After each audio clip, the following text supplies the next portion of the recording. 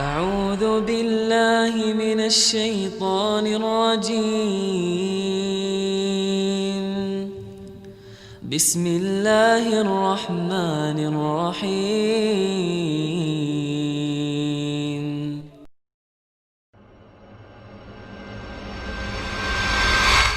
Bagaimana caranya meyakinkan mungkin ya muslimin dan muslimat mengenai faham-faham para ulama yang sering menjadi panutan, yang mana harus kami benarkan dan harus menjadikan panutan kami. Ulama, teman-teman sekalian, terbagi-bagi. Ada ulama tingkat yang paling luar biasa, namanya ulama rabbaniyin. Ulama rabbaniyin adalah ulama-ulama yang memang sampai pada level seorang alim ulama yang sesuai dengan sabda Nabi SAW, al-ulama warahatul anbiya, ulama pewarisnya para nabi. Mereka orang-orang yang selalu berinteraksi sama kitabullah. Mereka kita temukan selalu berinteraksi dengan hadis-hadis Nabi SAW. Selalu kalau penyampainya qala Allah, qala Rasul, tidak pernah dari pendapatnya sendiri, dinukil Al-Quran dan Sunnah dari kisah para sahabat, dari para tabi'in yang dikenal dengan salafil ummah. Ini ulama-ulama rabbaniyin. Dan kalau antum mau jadikan sebagai contoh saja, ini contoh. Kalau antum pas umroh, kalau saya lagi bimbing umroh, saya selalu mengajak jemaah laki-laki, dan karena jemaah perempuan terpisah di musola perempuan. Itu kalau lagi di Masjid Nabawi atau di Masjid Haram Mekah, saya sering ajak kalau bertepatan lagi sholat sama saya, karena jemaah memiliki bebas jadwal untuk sholat masing-masing. Maka yang sama saya dudukin habis subuh atau habis maghrib. Saya terjemahkan, hari ini di masjid ini, hari ini di syekh ini, besok di syekh sana gitu. Ini syekh, ini pak ya yang dikatakan oleh syekhnya, hukum ini, macam-macam. Selalu perkataannya Allah, qala Rasul. Allah berfirman, Rasulullah bersabda. Tidak pernah ada, ini pendapat saya, ini pendapat guru saya, gitu kan.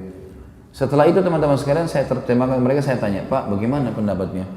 Ya, dari tadi ini kita dengar semuanya ilmu. Saya bilang, saya terjemahkan letterlet saja. Dan ini yang banyak divonis di Indonesia dengan istilah Wahabi, gitu. Ini Wahabi nih. Apa itu Wahabi? Nggak ngerti. Pokoknya Wahabi suka kafirkan orang. Dari mana Wahabi kafirkan orang itu?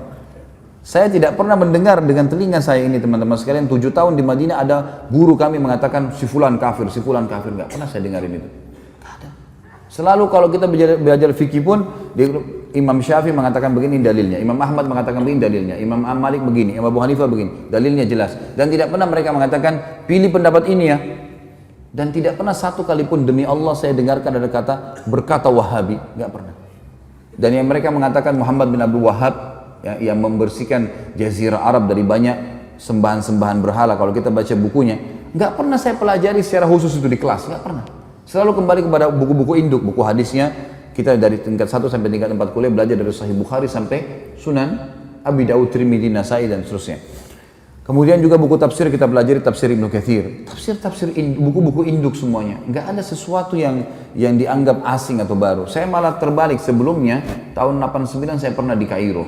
Saya waktu di Al-Azhar malah saya temukan di sana, dan saya yakin teman-teman kalau ada yang pernah kuliah di sana tahu masalah itu.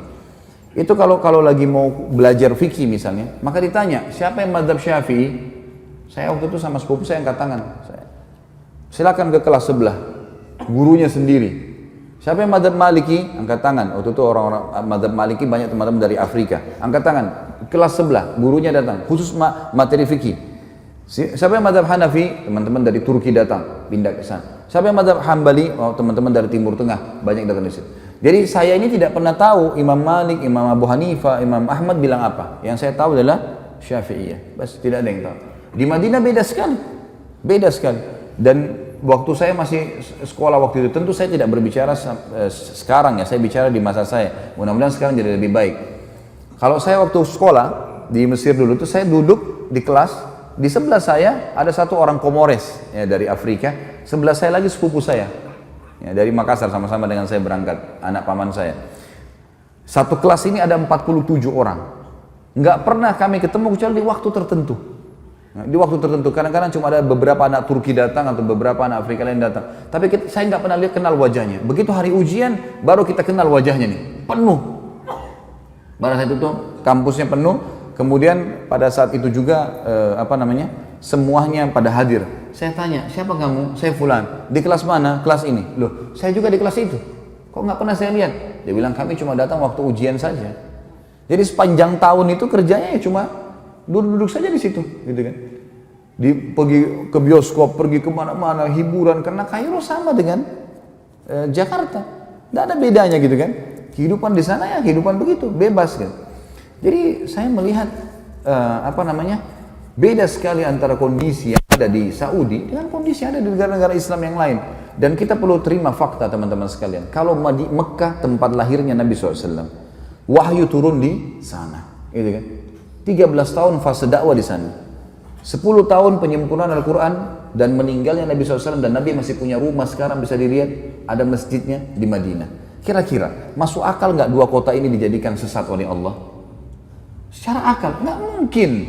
Dan sampai sekarang saya bilang tadi, lebih baik secara rasional dipraktikin di lapangan, datangi halaqah-halaqah ulama itu dan dengarin dengan hati yang tenang, dengarin apa yang mereka sampaikan. Baru kemudian kita bisa menghakimi seseorang. Karena saya lihat ini di Indonesia banyak sekali isu sekarang selalu dengan Wahabi. Momok yang menakutkan Wahabi. Saya sampai waktu mau pergi ke Madinah, saya ketakutan dengan istilah Wahabi ini. Karena ada beberapa teman-teman ayah saya mengatakan, hati-hati di sana, ambil ilmunya tapi jangan jadi Wahabi. Ini ambil ilmunya tapi jangan jadi Wahabi, bagaimana ceritanya? Kan saya lagi belajar di sana. Jadi setiap guru masuk saya lihat, ini Wahabi nih. Apa yang dia mau sampaikan nih? Ini momok seperti apa? Sembeli lehernya orang, ini kafir, kayak sudah menakutkan. Saya waktu itu ketakutan sendiri. Setelah 6 bulan saya belajar, saya lihat selalu guru datang, qala Allah, qala Rasul. Allah berfirman, Rasulullah bersabda, dinukil dari Ibnu Abbas, dari Ibnu Umar, dari ini. Kisah semua yang berhubungan dengan para sahabat, para tabi'in, generasi emas. Imam yang empat yang terkenal madhabnya. Karena sesuatu yang baru. Dan setiap kali guru-guru keluar habis meneraskan sebuah materi, pasti saya rasa iman saya bertambah. Terus apa nih masalahnya? Kalau ini yang selama ini divonis sebagai Wahabi, ini berarti keliru nih. Ada sesuatu nih. Setelah saya telusurin, ternyata istilahnya keluar dari mulutnya orang-orang Syiah. Sengaja mereka memvonis itu supaya yang paling banyak membongkar kedok mereka, supaya yang mereka mengatakan Quran kurang, mereka mengatakan bahwasanya sahabat kafir. Ini adalah orang-orang yang ada di tempat lahirnya Nabi SAW dan tempat meninggalnya Nabi SAW.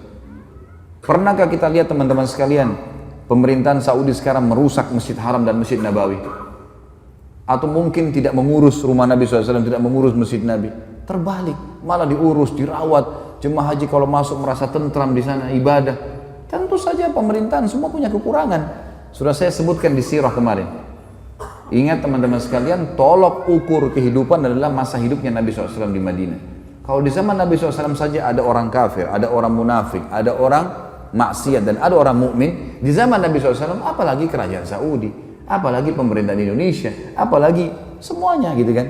Tetapi saya tetap mengatakan ulama ada di mana-mana, ulama Rabbani ada di mana-mana. Artinya di Indonesia juga insya Allah mudah-mudahan ada di antara orang-orang yang kita anggap punya kapabilitas dan kapasitas untuk itu. Tentu bukan saya dan bukan antum. Ini ada orang-orang yang sudah sampai pada tingkat yang luar biasa dari ibadah mereka dan juga ilmu mereka. Mereka hafal Quran, mereka hafal sekian banyak hadis. Sampai Imam Ahmad mengatakan tidak akan boleh seseorang menjadi imam madzhab kecuali menghafal 50.000 hadis. Baru bisa dianggap sebagai seorang ulama rujukan. Makanya di zaman beliau banyak sekali kan ulama-ulama, tapi mereka belum bisa dijadikan sebagai rujukan karena memang dianggap masih sedikit. Kita kadang-kadang subhanallah baru bisa hafal 2-3 ayat berapa hadis sudah vonis orang macam-macam, gitu kan. Kemudian ikut-ikutan terbawa arus mengkafirkan si fulan, menyalahkan si fulan. Kadang-kadang kalau diingatkan perbuatan, jangan akhi, ini Nabi SAW tidak pernah lakukan, ini bid'ah. Wah, ini Wahabi ini berarti.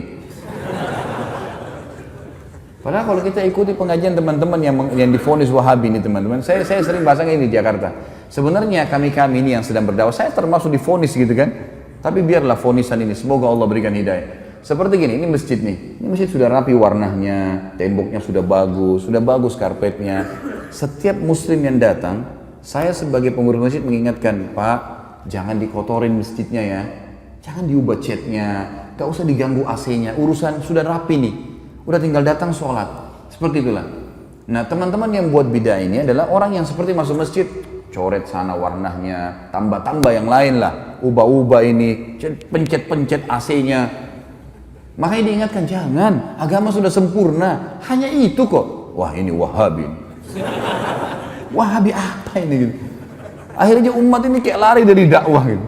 Gak boleh teman-teman sekalian, akhirnya ini memecahkan umat yang luar biasa. terpecah kemana-mana. Baik, kalau diingatkan, antum mau dengar, alhamdulillah. Kalau antum merasa diri antum benar, fadhal, jalani. Kalau teman-teman ini misalnya diingatkan, jangan akhi, ini karena tidak pernah Nabi SAW melakukan. Enggak, tapi ini, fadhal, silakan. Tapi ingat, di muka bumi ini kita seperti orang yang sedang belanja di supermarket. Setiap orang di antara kita boleh pilih produk yang dia mau, tapi lewat kasir. Hati-hati. Kami mengingatkan supaya jangan salah. Karena kalau ada dalil, pasti udah diterima sama Allah. Enggak ada dalil, bimbang, paling tidak ragu, kan gitu. Dan masih tanda tanya, diterima enggak ya? Nah, kenapa harus jerumuskan diri pada hal itu? Orang yang masuk pada perbuatan teman-teman yang minimal syubhat, apa kata Nabi SAW? Halal jelas, haram jelas. Di antaranya ada hal yang samar-samar. Siapa yang menyelamatkan dirinya pada hal samar-samar? Boleh enggak ya? Siapa yang menyelamatkan dirinya dari hal samar-samar, dia telah menyelamatkan kehormatan dirinya dan agamanya. Dan siapa yang menjerumuskan dirinya pada hal yang syubhat, dia telah menjerumuskan dirinya pada yang haram. Seperti pengembala domba yang bawa domba-dombanya di ladang rumput, yang rumputnya lebih tinggi dari dombanya, sehingga dia tidak tahu domba mana yang dicuri oleh serigala. Berarti dalam Islam cuma ada halal, ada haram. Syubhat pun masuk di sini. Ragu pun nggak ada dalilnya, atau mungkin lemah, ya sudahlah, gitu loh. Ini enggak langsung divonis saja langsung ini. Sekali lagi teman-teman, kalau dianggap ini adalah perbuatan, enggak apa-apa lah, ya sudahlah. Jangan jadikan perpecahan umat, gitu kan? Yang ini perlu diketahui. Ini ulama yang pertama, Rabbani. Ada ulama yang memang ini istilah dari para ulama waratha. Ulama waratha ini orang-orang yang terwariskan istilah ulama pada mereka. Gitu. Tapi orang-orang ini tidak punya kapasitas untuk itu. Saya kasih contoh kayak kita di Indonesia kan, maaf, gelar ustadz, ya. Ini mudah sekali kan, siapa saja bisa bicara sedikit agama, ustadz. Jadi ini semua divonis. Yang lebih unik lagi adalah, maaf, jangan tersinggung. Ini orang di Indonesia sekarang ahli melintir perkataan ini, ya. Jangan dipelintir lagi. Saya tidak singgung siapapun dan jangan tersinggung, nggak usah tersinggung. Kalau baik terima, nggak baik nggak usah terima, kan selesai gitu. Gelar haji. Pak Haji ini pulang dari haji 40 hari alim. Dari mana alimnya nih? 40 hari memang di sana belajar, hafal Quran. Kalau kita lihat jemaah haji kita datang ke sana, tinggal di hotel, pergi sholat di masjid, dan kebanyakan nongkrong depan hotel, masih banyak merokok di situ, ngobrol-ngobrol. Pulang tiba-tiba jadi alim, dari mana ini disulap ini? Hah? Bagaimana caranya bisa tiba-tiba berubah ini? Dan kita vonis, oh ini berarti seorang alim. Yang banyak terjadi di Indonesia, dan ini kita sayangkan sekali. Kalau khatib tidak hadir, baik silakan Pak Haji gantikan. Tentu semua Pak Haji silakan, tidak ada yang larang, asal dia punya kapasitas ilmu silakan. Tapi dia naik bicara. Banyak orang ini bisa terjadi fakta. Ya. Kemudian dia turun dari mimbar, dia tidak mau lagi mengatakan tidak tahu. Semua tahu. Dan yang jadi masalah pengikutnya fanatik, walaupun salah. Nah ini yang jadi hal yang luar biasa. Ini namanya ulama waratha. Ada orang kakeknya kiai, ayahnya kiai, anaknya jadi kiai otomatis. Dari mana ini otomatis? Ilmu itu harus dipelajari, nggak bisa. Kan itu. Ada yang ketiga, yang terakhir, ulama su. Dan ini Nabi SAW sebutkan, akan datang nanti satu zaman di mana umatku dipimpin oleh ulama su, ulama yang buruk. Kok ada ulama buruk? Apa maksudnya? Kata Nabi SAW adalah ulama yang memanggil umat ini pada kesesatan. Mereka diberikan julukan ulama, tapi mereka ngajak orang-orang untuk berbuat hal-hal yang dikarang-karang sama dia, buat cara ibadah sendiri, nggak butuh dengan syariat. Gimana caranya nggak butuh syariat? Kita butuh Al-Quran dan Sunnah, panduan. Nabi SAW mengatakan, telah aku tinggalkan kepada kalian dua perkara, kalau kalian berpegang teguh padanya tidak akan pernah salah selamanya. Kitabullah wa sunnati. Dan kita sayangkan sekarang memang banyak orang juga. Ini satu hal yang perlu kita garis bawahi, supaya kita paham teman-teman sekalian. Sekali lagi tidak menggurui, ya. Al-Quran dan Sunnah, semua sekarang sekte dalam Islam yang mengatakan saya Muslim, kemudian saya disebutkan kepada kelompok tertentu, kami juga punya Al-Quran dan Sunnah, gitu. Baik, semua orang memvonis punya Al-Quran dan Sunnah, tapi permasalahannya ada satu kalimat yang mestinya kita tempelkan dengan itu. Apa itu?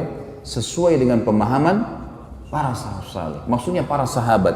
Al-Quran turun kepada para sahabat, banyak ayat turun kepada para sahabat. Hadis-hadis Nabi SAW disebutkan di hadapan para sahabat. Berarti kalau kita kembali kepada tafsir, kita kembali kepada hadis Nabi SAW, lihat perkataan para sahabat. Itu yang penting. Kita sekarang nggak ayat Al-Quran kita vonis sendiri.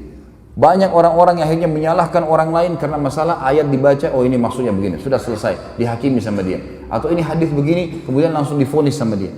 Padahal sebenarnya tidak kembali kepada pemahaman para sahabat. Ini yang Allahu alam yang saya tahu akhirnya membuat umat ini banyak kemana-mana pemahamannya. Dan banyak diantara mereka mengatakan, itu kan zaman sahabat. Sahabat juga bisa melakukan, kenapa kita tidak? Tentu saja sahabat melihat Nabi SAW.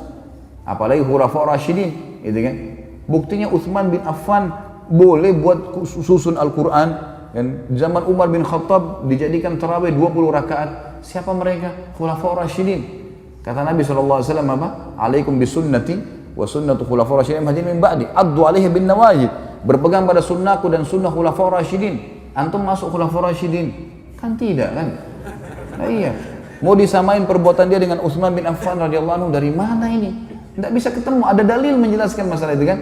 Berpegang teguh pada keduanya walaupun dengan gigi geraham kalian. Abu Bakar, Umar, Utsman, Ali yang disepakati khulafaur rasyidin, sunnah mereka yang kita ikutin. Perbuatan-perbuatan mereka, contoh yang mereka lakukan, bukan kita teman-teman sekalian, gitu kan? Jadi kita harus jangan tarik, itu buktinya sahabat bisa buat, kita juga bisa buat. Nggak bisa. Pada saat itu para sahabat ada, masih hidup dan mereka sepakati untuk itu. Ini yang perlu kita ketahui. Allahu a'lam. A'udzu billahi minasy syaithanir rajim. Bismillahirrahmanirrahim.